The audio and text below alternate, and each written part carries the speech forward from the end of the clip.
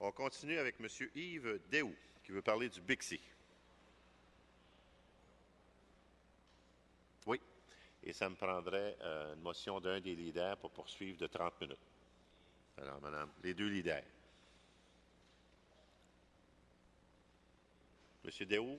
Oui. Alors, bienvenue, M. Déhoux. Vous savez comment est-ce qu'on fonctionne. Vous êtes un habitué. Court préambule, maximum 1 minute, et votre question, s'il vous plaît. Bonsoir, Monsieur le Président.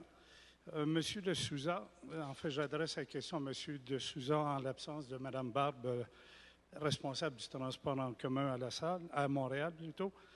Donc, en rapport à l'intervention de Monsieur Michel Benoît sur Bixi, comment pouvez-vous parler de fierté pour Montréal en lien avec Bixi et en même temps que Montréal n'a pas un mot à dire sur Bixi? Alors, la question est posée. En réponse, M. de Souza. Merci, M. le Président.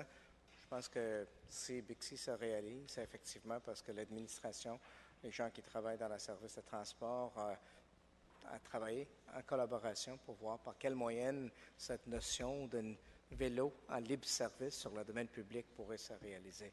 C'est sûr et certain que ce n'est pas quelque chose qui a été trouvé à travers d'une boîte de Cracker Jacks qu'on avait juste tiré dedans, puis wow, on a une Bixi.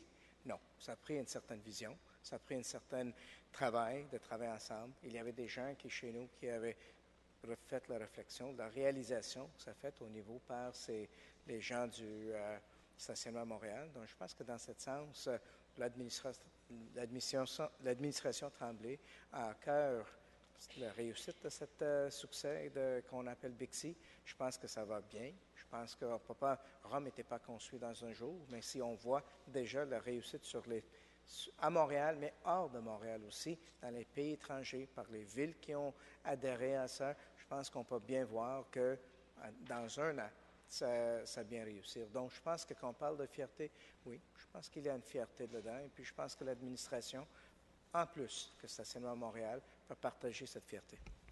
Merci, M. de Souza. M. Déhoux, si vous avez une question complémentaire, on vous autorise.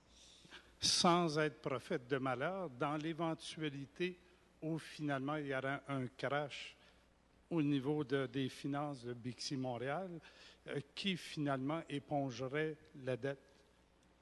La question est posée. En réponse, M. de Souza. Je pense que je suis content que vous ayez dit que sans être prophète de malheur, parce que nous aussi, on ne souhaite pas, avec l'information qui a été déposée à date, ça semble que le plan d'affaires qui a été déposé par Stationnement Montréal, on est à cet endroit-là. En effet, il y a encore un plus grand intérêt de l'extérieur qui a nécessité dépenser un peu plus pour être capable de répondre à ses besoins. Moi, je reste optimiste. Je ne vais pas être prophète de malheur. Je ne vais pas commencer à sauter sur les situations hypothétiques.